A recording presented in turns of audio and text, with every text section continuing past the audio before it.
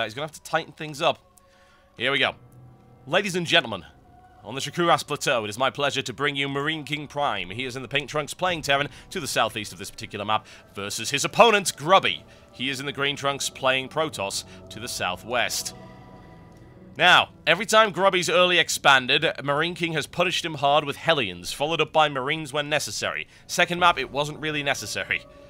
On the other hand, when Grubby's waited just a little bit before his expansion to actually get a reasonable amount of defense up, he's been able to deal with MarineKing, putting on a little bit of early pressure of his own so that he can get a small advantage. And then in the second game, we saw MarineKing go for a very odd choice of a mech build, which did not work.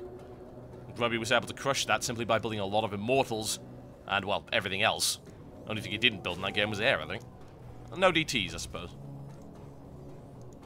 We'll see what happens here. And there's the pylon down. See if he decides to grab that gateway early. Now will be about the time where we should get it. Unless he gets it on 13. Which he is. There you go. Just an extra probe on that mineral line. Slight little advantage in terms of his economy. Slight little disadvantage in terms of how fast he's able to get warp gate tech out. MarineKing, on the other hand, just with an ore barracks and no gas right now. It's getting to about the time where gas should be put down. This would make it very, very late. It's very rare to see gas put down on anything past 15, so I would imagine this is going to be a gasless expand or some kind of weird one-base marine nonsense, which we have seen from him multiple times before. Grubby's going to scout, and Grubby will be able to make his way through and have a look and see, well, where's your gas? And one has to wonder how MarineKing reacts to that. Does he simply go ahead as planned, or does he try something a little bit different? Gonna have to get a Marine out in order to get that probe out of the way. With his kind of micro, I think that that's going to be enough to clean out that probe just with a single Marine. Cybernetic score coming down right here for Grubby. I'm liking the fact that he hasn't chosen to fast expand here. That's good. I think that what the last couple of games have proven is that fast expanding against MarineKing is a not particularly good idea. On the other hand, MarineKing will gasless expand on one barracks, no problem, and I have to wonder if Grubby is able to put any pressure on that. He's still only on one gas. There is the possibility, once again, of 4 gating here. Cybercore coming up, but he is building up an awful lot of minerals. Either he's going to expand, which he is, as you can see there, or he was going to 4 gate. There you go. That's the expansion down and around the appropriate time. Chrono Boost now being used on this cybernetic score just to keep that warp gate research going. It's at a nice, reasonable speed. MarineKing isn't going to attack here, though. He doesn't have any means to do so. 2 more barracks coming down. This is simply a defensive posture for the moment. He needs to try and get this sorted out before he can really do anything. The thing is, Grubby can't really get aggressive either. He can throw down 2 more gateways after this and start poking away at MarineKing, but by the time he's able to mobilize that, MarineKing will be nicely defended, he'll have bunkers up, and all will be wonderful in MarineKing City. It's a nice city, MarineKing City. Tends to get a little bit samey. Honestly, every now and again there's a bit of a surprise, but a lot of people that look the same, a lot of stocky, power-armored individuals just kind of wandering around the place. Whatever the case, MarineKing is so late when it comes down to putting tech labs, isn't it? It's great, I love it. You'll see a lot of Terran, it's like the first priority is get either 1 Marine or 2 out, and then tech lab right now, or reactor. But mostly tech lab. MarineKing? Nah. Doesn't care. Grubby needs to get the hell out of there, of course, but that shouldn't be a problem. Pokes up, sees how many Marines MarineKing has, a reasonable number. Still only pumping out of 1 barracks, now finally building from 3. MarineKing looking in a solid economic position at this point. Grubby going 2 gate into Robo, possibly trying to rush Colossi here. Would make sense considering his opponent. His opponent hasn't started a factory yet, so has no access to Starport. Is actually grabbing an engineering bay for upgrades instead. And that means that gas is going to be going into that engineering bay and not into a factory. Only 2 gas available here. Any attempt to transition, say, into a lot of Vikings to deal with Colossi is going to be delayed as a result of this. We'll see if Grubby decides to do that. He is also still only on 2 gas. Still possible to go Colossus on 2 gas. Can be done. 4 gateways available for Grubby here. See if he goes straight into the robotics bay. He's got the gas to make that happen. Hasn't quite got the mineral count because he decided to build extra gateways.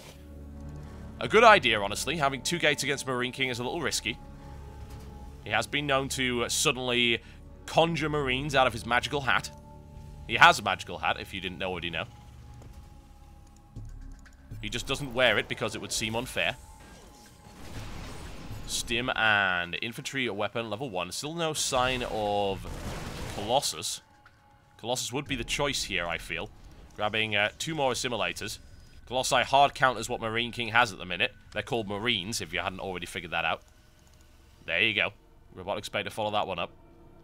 Grubby knows about the size of the Marine count, so he can assume the number of barracks in the base. A factory is now coming out for Marine King. He'll eventually be able to sort himself out with Vikings. The question is, what is he going to do with that? This may be for medevacs. Even then, it doesn't really matter because that's most likely going to be reacted. So he'll be able to switch into Vikings when necessary. Marine King, once again, not scouting. He's show-like in this regard. Although I'd actually say Marine King is worse than show in terms of how late he scouts. He just doesn't do it. His first scout is usually either a drop or an attack. Oh, very nice. Grubby's able to delay the construction of another command center thanks to the benefits of this observer. Can't kill the command center, but he can hold it back, and he knows that it's happening. So he can think, well, there's going to be 2 places that this is going to go. It's either going to go up to the top, or it's going to go right here where my stalkers are. Marauder firing off there. However, Grubby's not going to allow anything to die to that. He's continuing to poke at it. He'd love to delay that some more, but it can't happen now. There's too much firepower available there. Here comes the Stargate right here for Marine King, and reactor for the swap over. Marine King is perhaps assuming, I think, at this point, that there may be Colossi. The thing is, that's a dangerous assumption. It could be Colossus, it could be DTs. You never really know. Could be mass gateways, but if it was going to be mass gateway, you'd have expected a hit by now.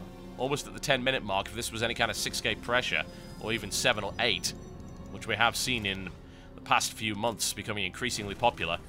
6 is quite safe.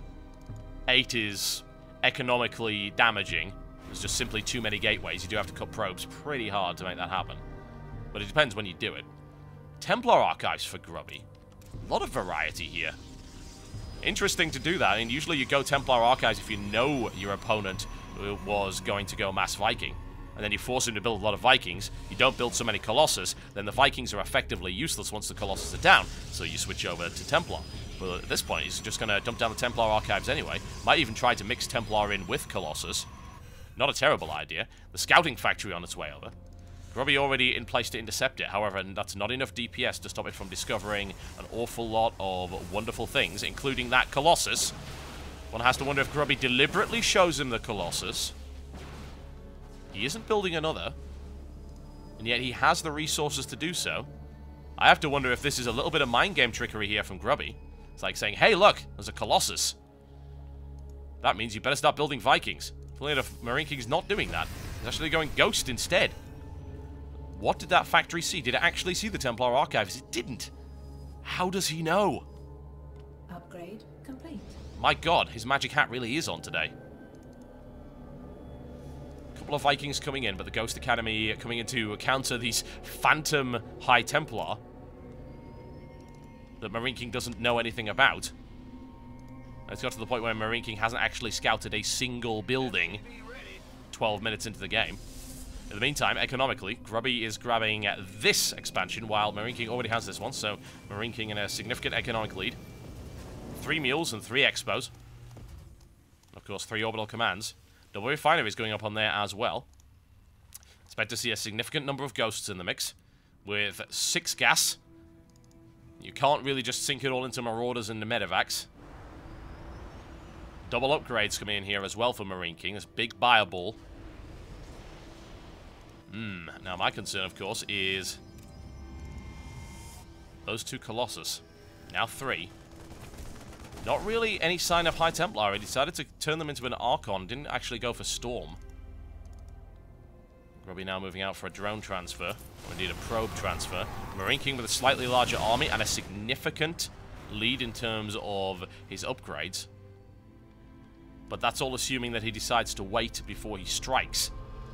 If he doesn't, it's not going to matter so much. A 4th expansion here for Marine King at the top.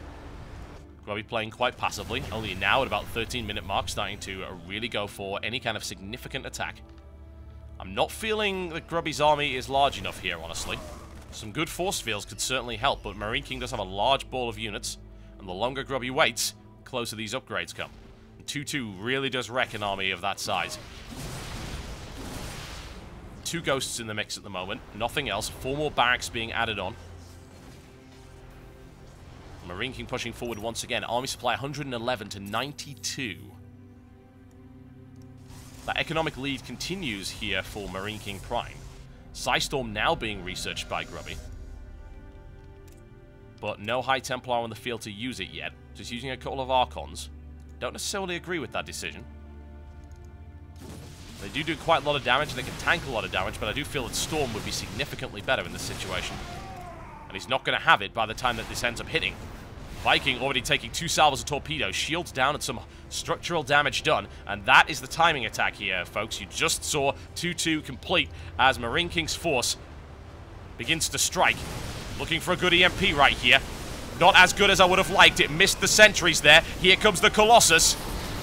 Force fields placed up right there. Most of Marine King's army can't actually hit it, but it's just so large. It's too big. GG. And that, as they say, is that. I just noticed I hadn't actually updated my scoreboard. It was, in fact, the 3rd win there for MarineKing.Prime. Grubby not able to do anything. And there you go. Marine King takes 3rd place in the ESWC, taking home a significant